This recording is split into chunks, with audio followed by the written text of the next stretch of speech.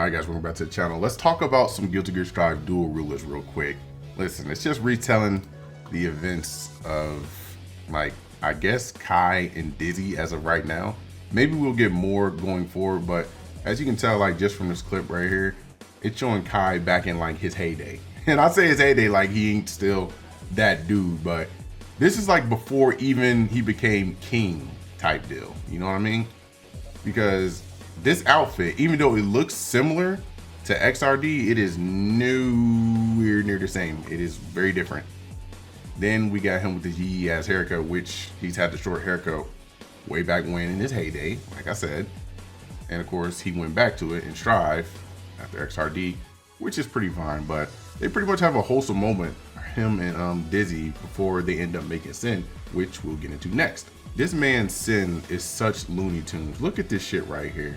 Like, watch this with me right here. Look, nowhere left to run, getting chased by a bear, which he's supposed to take care of under Soul's orders. And then he does this. Look at this. He's such a funny dude. Love the comedy bit in this. And of course, there's a pretty wholesome moment afterwards with what Sin does and the whole bear situation, and then talking with Soul and telling him, hey, don't you have something else you got to do? Which was, you need to go to your parents' wedding. Like, what are you doing here? And he ends up going eventually, which leads us to his next character. Whole chest out. Come on, undershirt, something. Like, come on, man, switch it up, switch it up. But then it probably wouldn't be Johnny, right? And you know, him giving his blessing and everything. But he's not the only one that gives his blessing while at the wedding. There's also our favorite right here, Testament. Testament, as you can see by the logo, the hat logo, by the way, gives their blessings as well. And that's pretty interesting to have Testament, like, even be mentioned this early. This guy right here, Nerval Hammer, who is like the anti-gear faction leader, I guess you could say. You know he's gonna be antagonist just based on this. Look how he like grazes over Dizzy's like hand. Like, you know he's up to something, despite him giving his blessings or whatever the fuck you want to call it. I mean, he's up to something. Then he's smirking, looking at his glove. Here's where the whole antagonist thing comes from. What did he just do? He literally just took a sample of her DNA. Now, what he does with that, who knows? Could be incorporating that into his body maybe, or maybe he has like test subjects he wants to put that in. Don't know. He's planning on doing something. He's trying to usurp Kai somehow, because he's just not with the whole gear and humans being, you know, civil and shit. So there's no telling where it's gonna go from there.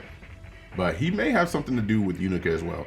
We'll find out. Speaking of Unica, you know, she has a little spat with Johnny right here, and she just kind of like shows out. But Johnny's no like pushover. Like, he stands his ground too. And it's pretty dope, because Johnny's actually faster than I thought he would be. I thought this man was like slow, despite him having that blade and doing what he does. He's actually faster than I thought. And Unica, like, come on.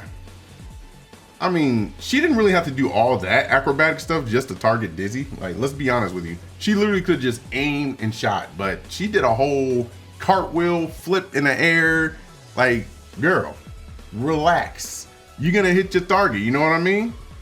And of course that didn't really work out, because, you know, push come to shove, you do that to Dizzy, what happens? She transforms. This is the funny part about this transformation to me, personally, is that Dizzy has this outfit right here, which is her normal outfit that we've seen in all the games. This is what she transforms into. She doesn't transform into what we got in Strive. I don't see how this wasn't like the default. Now, don't get me wrong. Don't get me wrong. I think Art System Works did great with her outfit, with her new outfit, is what I'm getting at.